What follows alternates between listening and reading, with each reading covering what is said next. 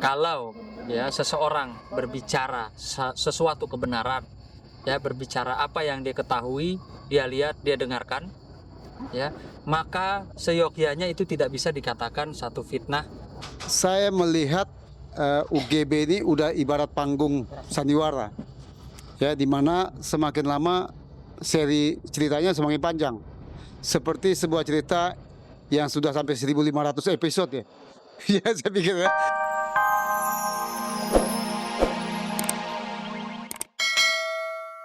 Foto yang lebih baik daripada kita berucap sana sini yang belum tentu kebenarannya akan melukai hati orang lain,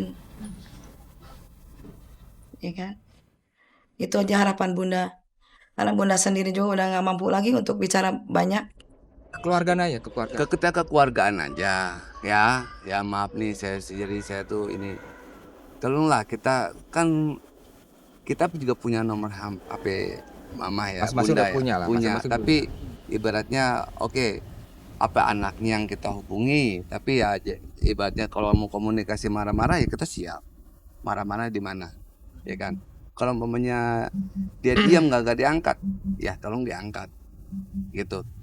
Nah, kita kan sebagai anak mau kekeluargaan, tujuannya sampai di mana posisi, ya jangan sampai berlarut-larut, gitu. Mungkin gini, andaikan dia berpikir kita kejauhan kesentul ya, kita ketemu di mana gitu kan, kita rembukin, kita ngobrol baik-baik, layak kita ke keluarga, kita welcome kok. Kenapa harus ada rasa ketakutan seperti itu gitu loh? Lain persoalan di internal keluarga almarhum Jojon, lain lagi konflik Guntur Bumi dengan sejumlah mantan pasiennya yang terus berlarut.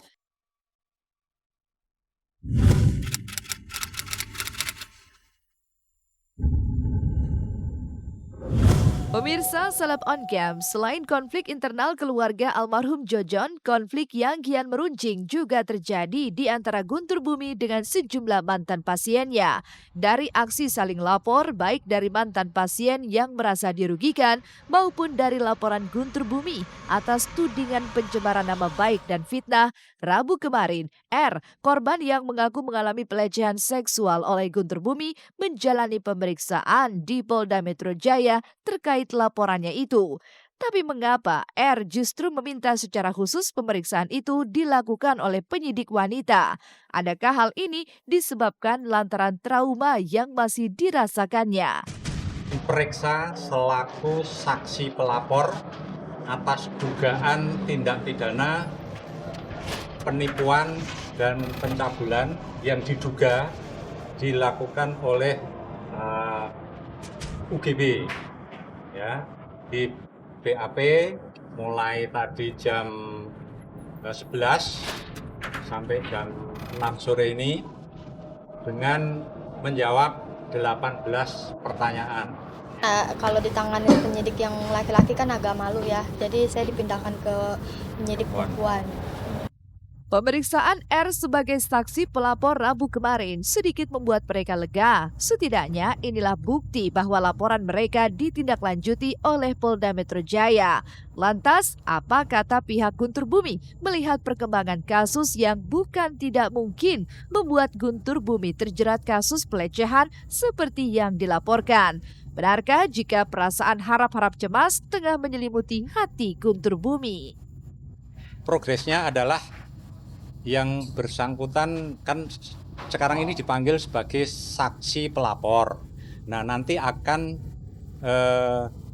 dipanggil juga sebagai saksi yaitu ibunya Bu Eka Ratna yang mengantar, karena saksi itu kan yang melihat, mendengar, mengalami gitu ya, saksi fakta gitu ya. Itu yang akan nanti berikutnya adalah pemeriksaan saksi dari Ibu Mbak Rizka ini.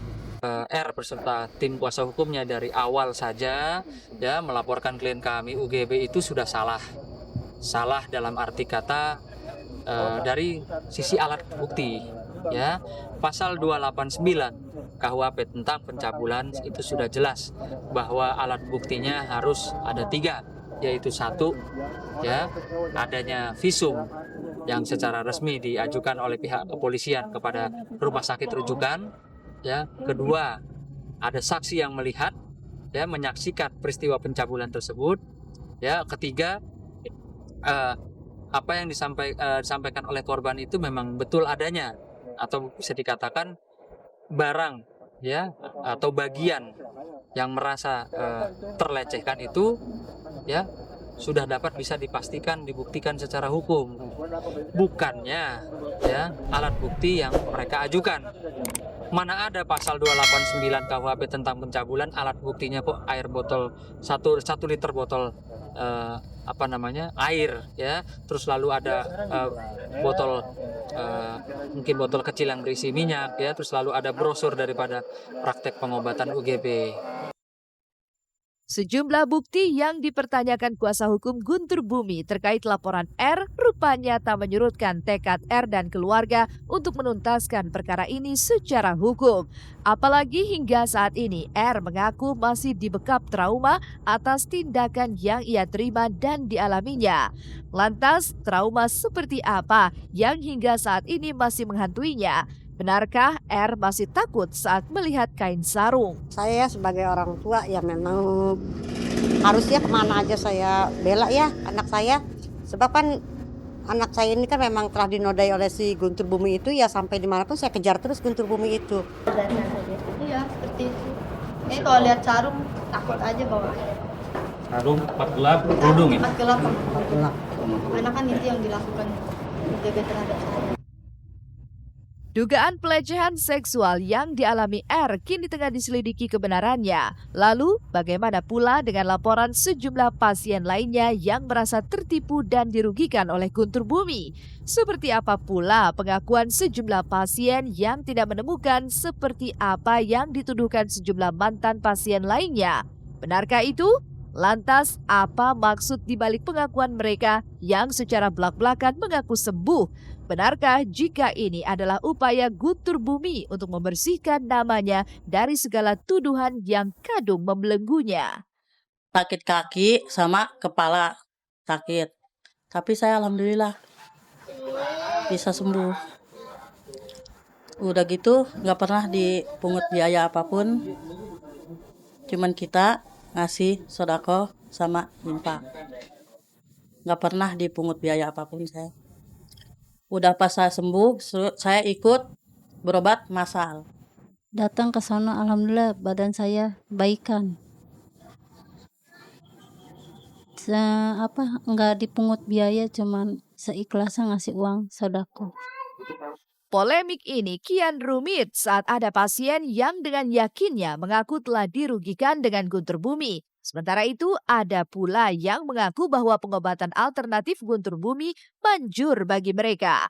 Lantas, apa kata Hans Suta, mantan pasien yang dilaporkan UGB atas tindak pemerasan? Benarkah jika permasalahan yang tengah merundung Guntur Bumi makin melebar dan tak tentu arahnya hingga mengarah pada sebuah rekayasa? Dan kami sangat yakin bahwa setelah laporannya masuk sampai ratusan orang itu yang merasa dirugikan oleh UGB, sehingga karena ini menurut kami dari sisi yuridis, pihak UGB dan tim kuasa hukumnya itu sudah merasa sangat terpojok, sehingga ditimbulkanlah korban-korbanan menurut pihak kita. Yang disebut oleh Pak Hans ini adalah korban yang dibuat berdasarkan rekayasa atau engineering yang dibuat. Tetapi korban yang telah direkayasa ini tidak mungkin bisa mengalahkan korban-korban yang sesungguhnya yang telah diambil laporan pidana oleh pihak kepolisian, khususnya Polda Metro Jaya. Kalau ya seseorang berbicara sesuatu kebenaran, ya berbicara apa yang dia ketahui, dia lihat, dia dengarkan, ya, maka seyogyanya itu tidak bisa dikatakan satu fitnah. Saya melihat UGB ini udah ibarat panggung sandiwara, ya, di mana semakin lama seri ceritanya semakin panjang, seperti sebuah cerita yang sudah sampai 1.500 episode ya. Ya saya pikir ya.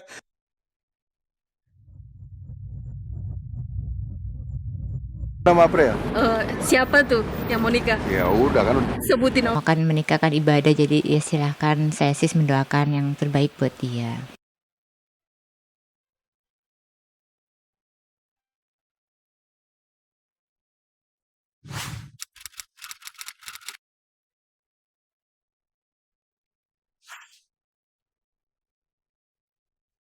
Kabar pernikahan Raffi Ahmad dengan Nagita Slavina